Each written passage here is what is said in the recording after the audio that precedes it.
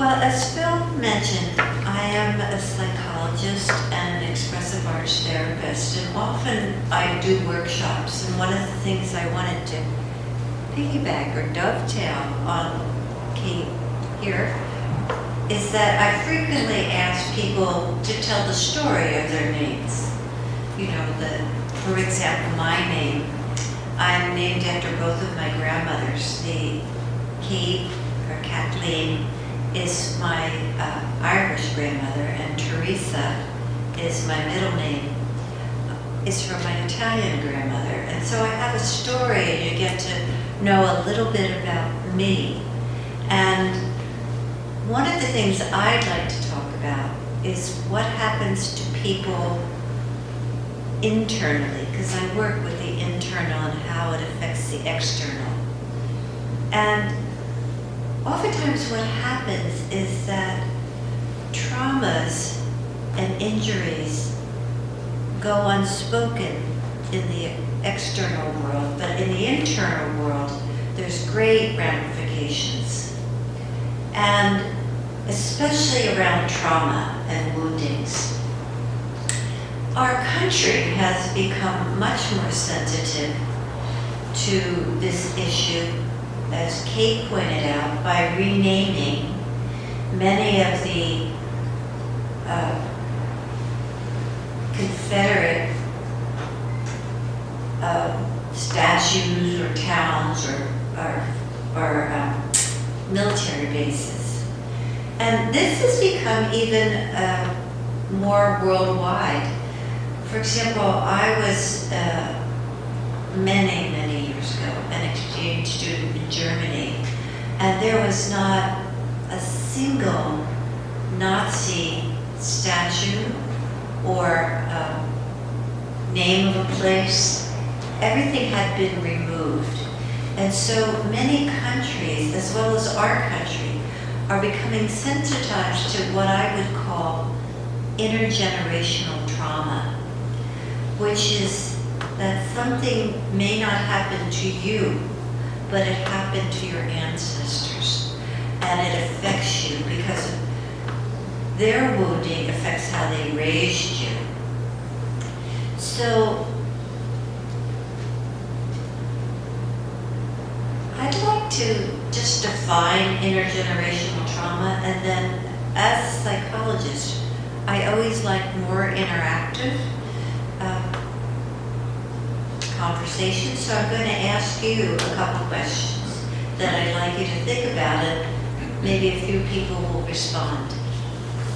So, intergenerational trauma can be a result of oppression, racial trauma, and other forms of systematic oppression. The effects of intergenerational trauma are documented in the descendants of refugees, residential schools, Holocaust survivors, descendants of people who were enslaved, and indigenous people whose ancestors were 4/5 removed. 4/5 removed. And just to imagine what happens to the psyche, that's the word I use for the internal world of a person.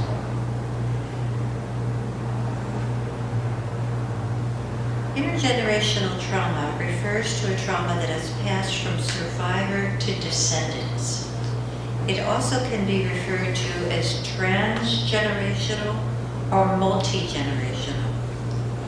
People experiencing intergenerational trauma experience the symptoms, reactions, patterns, emotional and psychological effects from the trauma experienced by the previous generation. And it's not limited to parents or grandparents. It could be many generations, such as with slavery or with what happened to the indigenous peoples of our area, in particular the Pomo.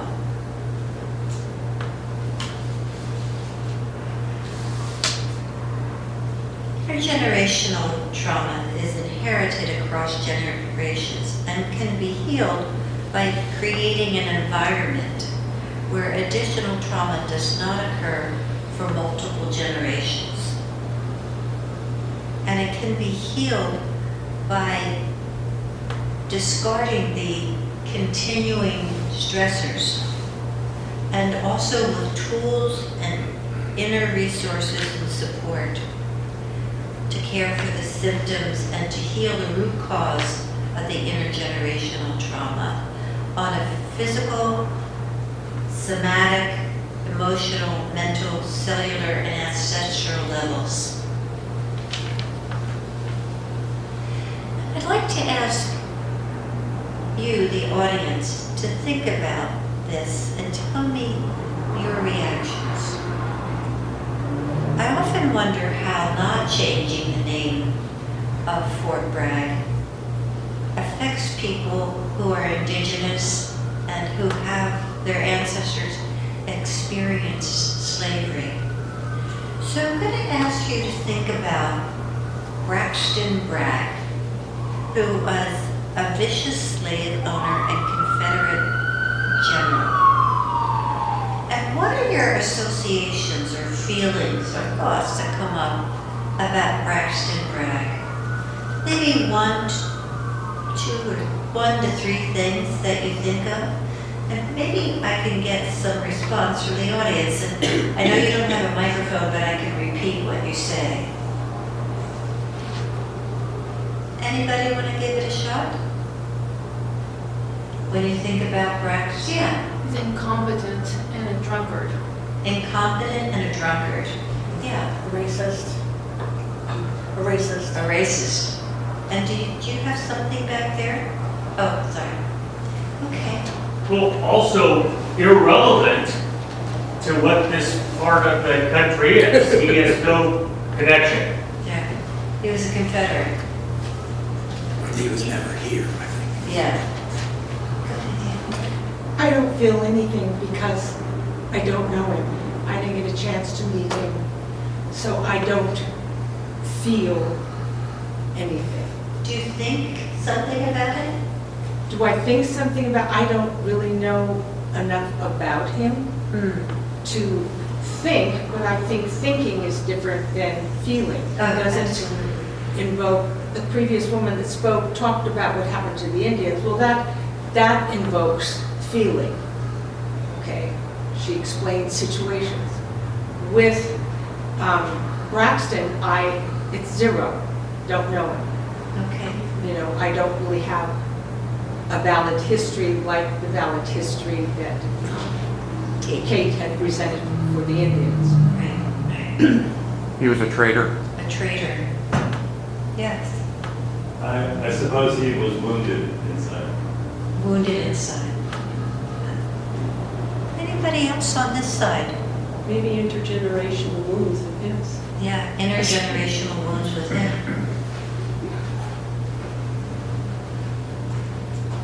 Anything? Yeah. He was a torturous monster. A torturous monster. Yeah, that's all I got for him. Yeah. And I think on our website there's more information about it. Yes. Right?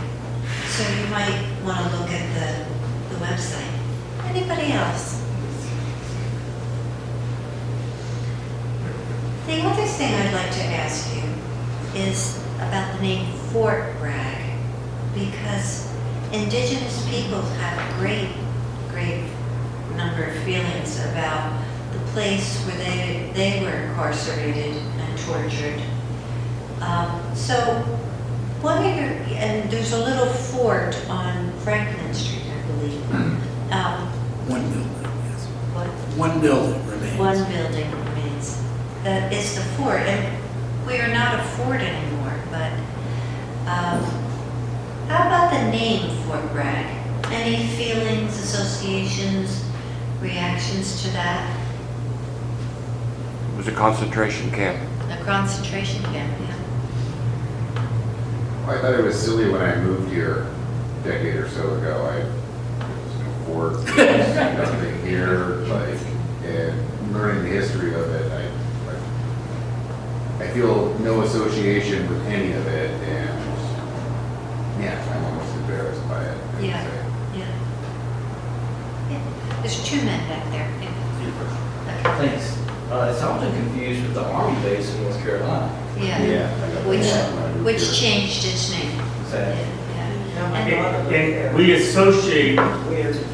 stereotypically a fort as something established to defend yourself from invaders or whatever.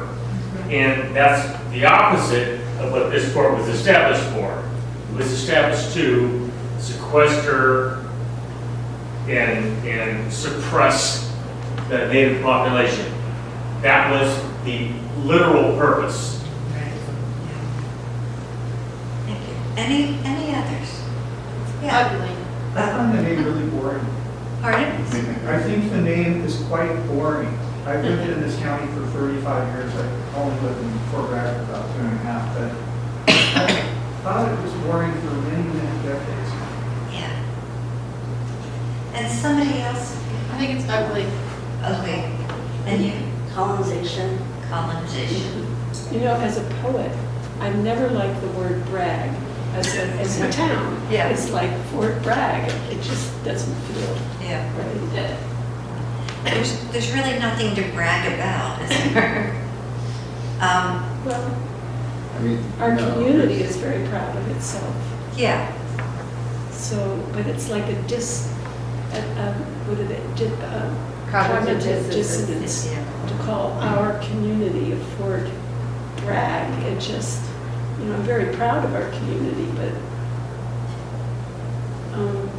bragging about it is not my sense of who we are. Right. I don't know. Thank you. Yeah. I appreciate these observations and the sharing of this and the fact that it was used as a colonial tool to subvert Indians and to take over the land.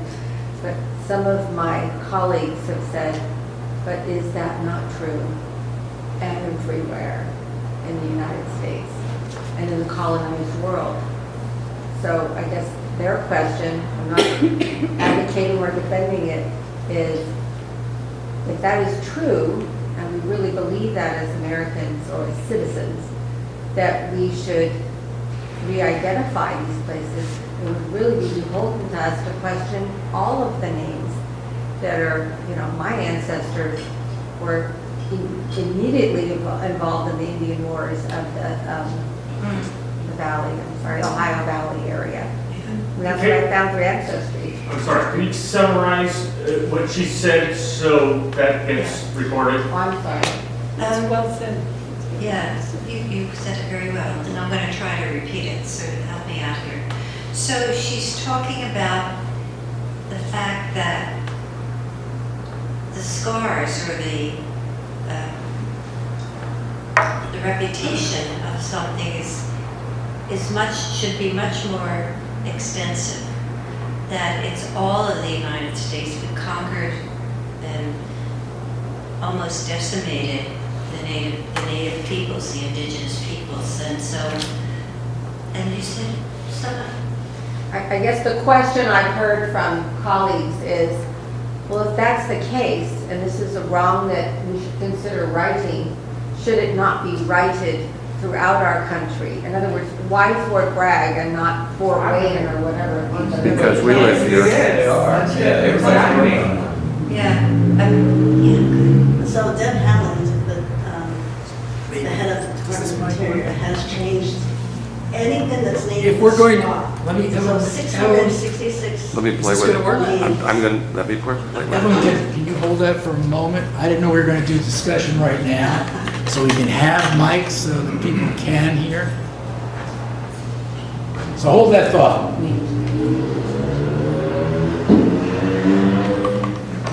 I do think that one of the things that has happened in our country is that we have become sensitive to intergenerational trauma, and we started to rename things. And now we'll hear from you.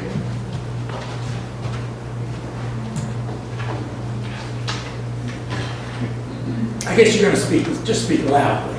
There's actually a movement going on, and even in the Come philanthropic. stand up. Come up to the microphone. Yeah, there's a movement going on and changing, let me just do it. Yeah.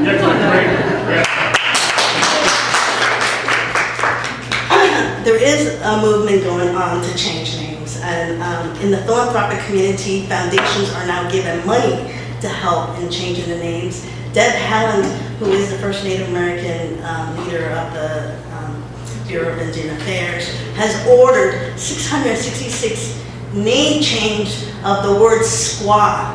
666. That has happened throughout the country, right? Because it's wrong. It's a derogatory term for Indigenous women. And there's movements going on everywhere. I know there's a school in Marin County, they just changed their high school because it was named after a Confederate. We are the only school in California that's named after a Confederate, a traitor, an American The traitor. middle school and the high school. Right, exactly. That's what I meant. Fort Bragg Middle School and Fort Bragg High School. And personally, I feel so uncomfortable being in this community, knowing that people are not embracing this name change. And honestly, before I moved here 4 years ago, I heard about this issue about the name change, and I was like, you know what? When I do move there, I am going to be part of this. And I joined the board, and we're working to change the name. It's going to happen. Period. It's going to happen. So I have something about that. Do you want to come up to the mic? Yeah. I think you should come up to the mic and say what you just said so we can all have it. If you don't. It's being devil's advocate. I know, Okay. I think it's very good. It's important. It's what I hear other people saying, and when I say it to you, I am not, You're reporting. I'm reporting out, I'm not embracing it. Yeah. But what I hear is that this is viewed by some people as an existential threat in that it is perceived, real or imagined, as coming from the outside from recent new members of the community. And the bigger national thing is that I'm hearing things like, you're trying to erase our history. But the naming of a name like Fort Bragg, if you received the flyer recently, Fort Bragg Forever, if you're in the city limits, you received that. And one of the statements, because I read it thoroughly, I'm mad I didn't bring it with me tonight. One of the statements was, Braxton, Bragg never went here, has never been here. And my first thought was, then why would you want to name your town after someone who has no connection to your community? Forget the insurrectionist, forget the slave owner. Just that right there, to me, was very compelling. Why would you want to be named after someone that a lieutenant thought, had that decision? That is all. But there's a lot of pushback, there's a lot of signs that say Fort Bragg forever. I'm a Fort Bragg for now person because I think the tide will change. But these concerns are real, they're taken very personally, that somehow the far lefters are trying to change their community and change their identity. I'm simply trying to share that, and I'm sure you've all heard it before. Yeah. So there's a great difference between Fort Bragg and Washington, D.C. Nobody's asking to change the name of Washington, D.C. or the state of Washington. It's the references to the individuals for a derogatory term that we didn't know that, we weren't aware that we were learning back then. I'm learning about white supremacy now, and I'm trying to remove the scales, and it takes a while. So Washington, D.C., no, we wouldn't want to change that name. The fact that, taking down the Confederate statues and talking about erasing history, that's not a valid argument because that's in all the history books. The Confederacy, the Civil War, there are still people who believe that they were wrong and they're angry and they're fighting in groups. So it's alive and the history is documented. We're talking about peoples whose history has not been documented. That's erasure. That's erasure. So there's a difference. Oh, good. Well, that reminds me of a movie that has just come out, American Fiction. It was based on a book called Erasure, where it's really about politics of race and racism.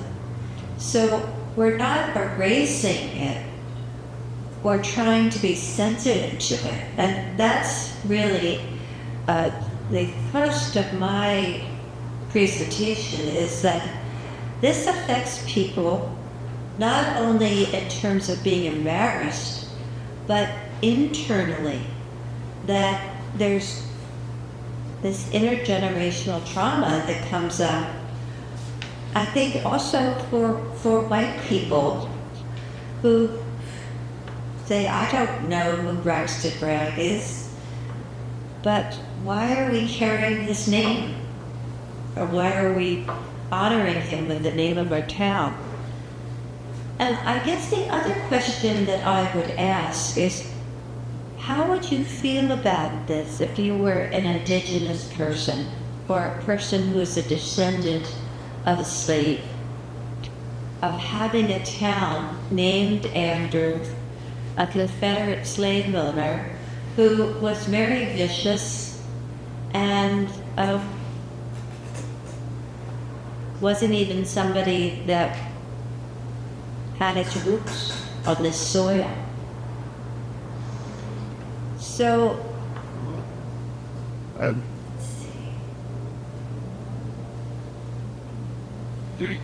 I think the other thing that I'd like to address is, what are we doing to the children and the descendants of racial trauma, both from slavery and also from what we did to Native Americans?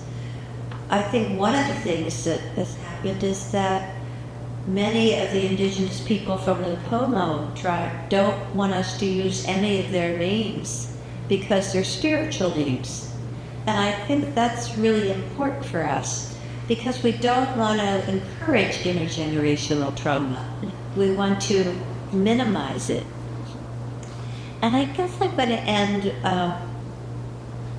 with this thought. I'd like everyone, and I'm so glad people spoke up, and I want to encourage you to speak up more. I'm going to tell you a little story about something that happened to me. Many of you probably know the great beer pub with music called Tall Guys. And a few months ago, I think October, November, he had a sign, the owner had a sign in the window saying, Fort Bragg, forever. And you've seen these signs. So I walked in, and in my own little quiet way, I'm not a very boisterous person, I told him, not everybody feels that way. And he took the sign out of the window immediately. And I have no idea what his personal feelings were, but I know every time I see that sign, I cringe. Because there is something about people thinking we're making too much of a fuss about this. And from my vantage point, as a woman and a psychologist, this has a tremendous effect, not only on our community, but on people's internal lives, that we're promoting something that should not be promoted, that should not be something we name our schools after. So please speak up. Share your opinions. If you may not meet somebody that was as nice as this man, Tall Guys, the owner, but please just keep thinking about what this is doing. And I'm probably talking too much about it.